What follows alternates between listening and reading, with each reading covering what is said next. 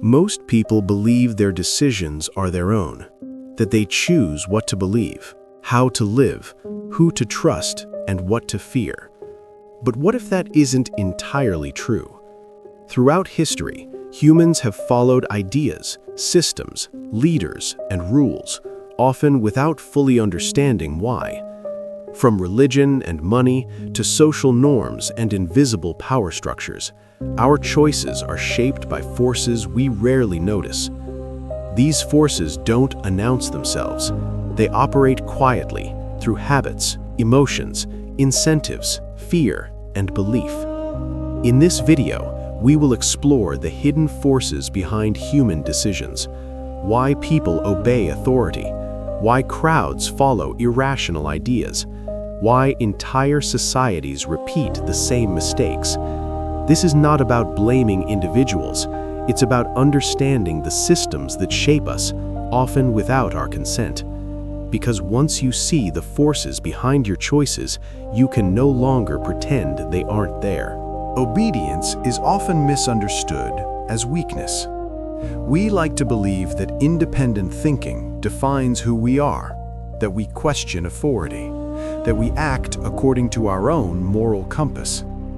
But history, psychology, and everyday life tell a different story. Obedience is not an exception. It is the default setting of human societies. From childhood, we are taught to follow rules. Parents, teachers, institutions all reinforce the same message. Order requires compliance.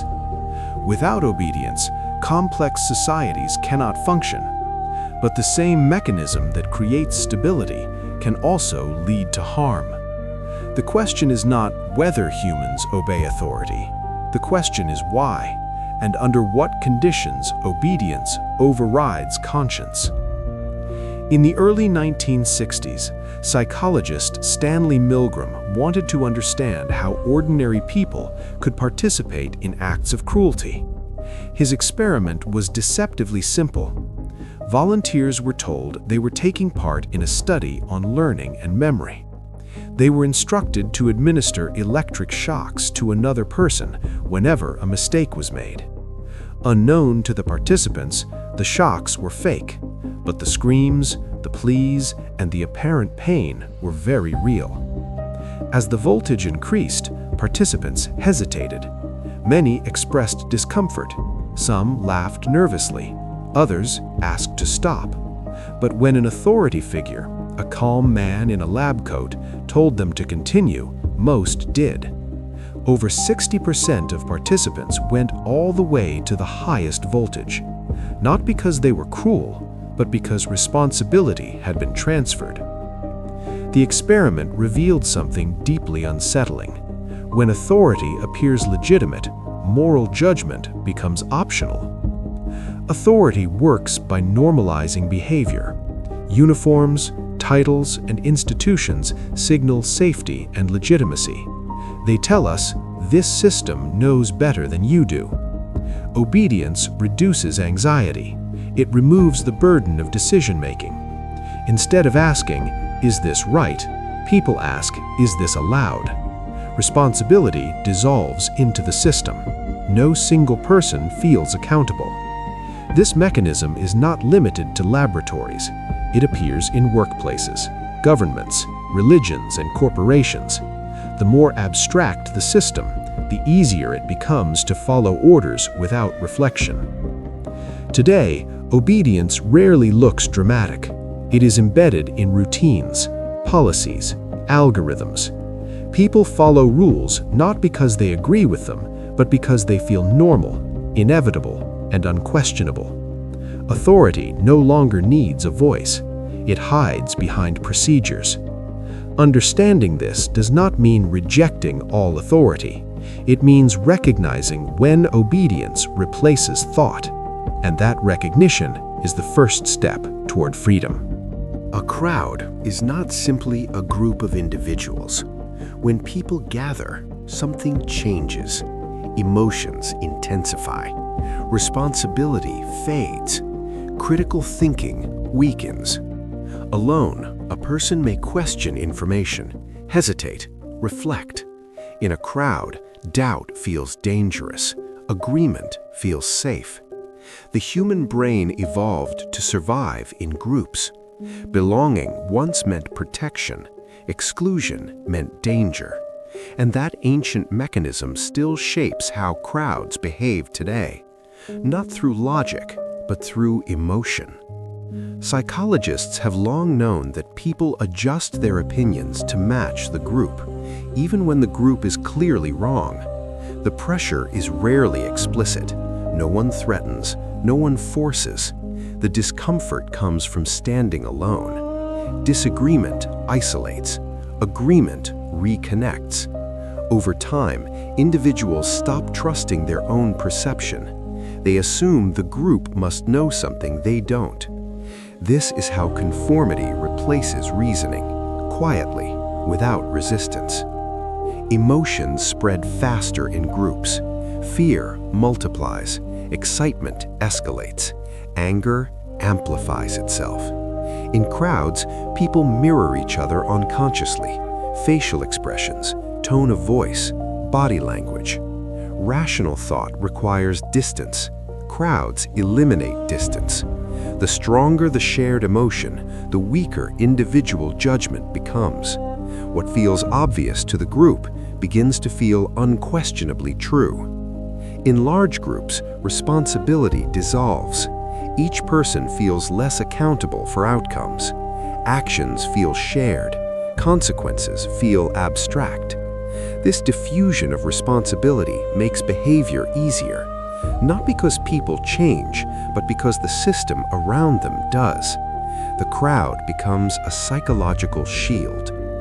Today, crowds are no longer limited to physical spaces. Digital platforms create emotional synchronization at scale. Opinions spread faster than reflection. Reactions replace understanding. The crowd no longer needs to gather. It only needs to feel together. Understanding crowd psychology is not about rejecting groups. It is about recognizing when belonging begins to replace thinking. Humans search for meaning long before they search for truth. In an unpredictable world, belief provides structure. It answers questions that logic alone cannot resolve. Why are we here? What matters? What comes next?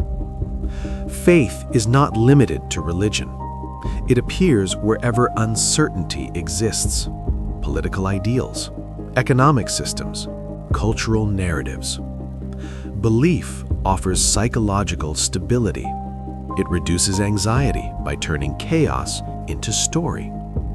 And stories are easier to live with than uncertainty. A belief system is not just an idea. It is a framework that organizes reality. It defines what is sacred and what is forbidden, what deserves respect, what deserves punishment. Once internalized, belief systems shape perception itself. Information that aligns feels true. Information that contradicts feels threatening. Over time, belief becomes identity. Questioning the belief feels like questioning the self. Symbols are shortcuts for meaning. They compress complex ideas into simple forms. Flags, logos, sacred architecture. Rituals reinforce belief through repetition. The body learns before the mind does. Repetition creates familiarity. Familiarity creates trust. Through symbols and rituals, belief systems survive generations, even when their original meaning is forgotten. Problems arise when belief stops being a guide and becomes a filter, when doubt is discouraged, when questions feel disloyal. In such systems, complexity is reduced. The world becomes divided into simple categories: right and wrong, inside and outside, acceptable and unacceptable. This simplification offers comfort, but at the cost of understanding. In modern societies, belief has not disappeared. It has transformed. People now place faith in systems rather than scriptures, data progress, markets, technology. These systems promise meaning, order, and control. Understanding belief is not about rejecting faith. It is about recognizing when belief becomes unquestionable and when meaning replaces truth. Money is often seen as a neutral tool, a medium of exchange, a measure of value. But money is also a system of incentives. It shapes decisions long before conscious thought begins. People rarely ask whether a goal is meaningful. They ask whether it is profitable. Over time, money stops being a tool and becomes a language through which society communicates value. Human behavior responds to incentives more reliably than to ideals, rewards certain actions and they multiply, ignore others and they disappear. Most systems do not need force, they need alignment. When incentives and survival align, behavior becomes predictable. This is not manipulation, it is structure.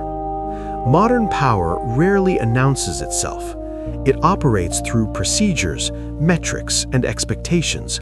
No single person appears responsible. Decisions feel automatic.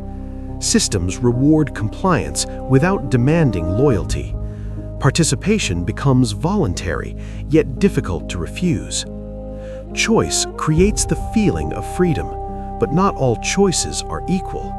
When options are limited, selection feels personal, even when outcomes are predetermined. The system does not need to decide for you. It only needs to narrow the path. Understanding systems does not mean rejecting them. It means recognizing influence. When incentives become visible, unconscious control weakens. Awareness does not grant freedom, but it restores choice. Technology is often described as a tool, something we use, something we control. But over time, tools become environments. They shape habits, expectations, and perception. When technology becomes invisible, its influence becomes strongest. People adapt not because they are told to, but because the environment rewards certain behaviors.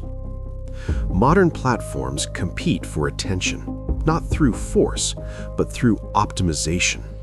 Algorithms learn what holds focus. They reinforce patterns that increase engagement. Over time, content becomes more aligned with emotional response than with informational value. Attention becomes the currency, and behavior adjusts accordingly. Repeated exposure shapes preference. What appears often feels familiar. What feels familiar feels trustworthy. This adaptation is subtle. No instruction is needed. The environment teaches through repetition. Users rarely notice when choice becomes habit. Influence works best when it remains unseen. Systems do not need to persuade, they only need to present options in a certain order. Over time, behavior aligns with structure, not through coercion, but through convenience. The path of least resistance becomes the default. Awareness changes relationship.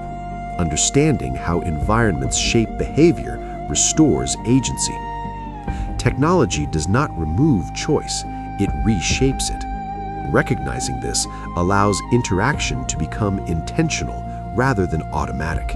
Culture is rarely noticed while we are inside it. It feels natural. Customs, norms, values all appear self-evident. But culture is learned, not inherited. It shapes perception before reasoning begins. Like water to a fish, culture becomes visible only when questioned. Humans understand the world through stories. Stories simplify complexity. They assign meaning to events. Narratives explain who belongs, who deserves success, and what failure means. Over time, repeated stories feel like reality itself. Facts are interpreted through narrative frames. Meaning precedes truth. Identity is not formed in isolation. It emerges through shared language, symbols, and values. People adopt identities long before they consciously choose them. Identity provides orientation. It answers the question, who am I in relation to others?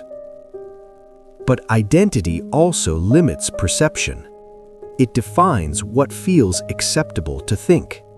Every identity creates boundaries, inside and outside, us and them. These distinctions offer belonging, but they also simplify complex realities. Once boundaries harden, curiosity declines.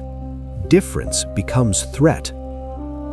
Awareness does not erase culture, it reveals it. Recognizing narratives restores flexibility. It allows identity to evolve rather than harden. Culture shapes behavior, but awareness reshapes culture.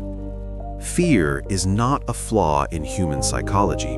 It is a survival mechanism. Long before complex reasoning evolved, fear helped humans respond quickly to danger. But what protects in nature can distort perception in society. Fear narrows attention. It prioritizes safety over understanding. And when fear dominates, long-term thinking gives way to immediate reaction. Uncertainty intensifies fear. When outcomes are unclear, the mind searches for stability. Clear instructions feel reassuring. Simple explanations feel comforting. In uncertain environments, people prefer decisive answers, even when those answers are incomplete. The need for certainty often outweighs the need for accuracy. Systems do not need to create fear. They only need to respond to it. Fear aligns behavior more efficiently than persuasion. It encourages conformity. It reduces resistance. Under fear, individuals defer decisions.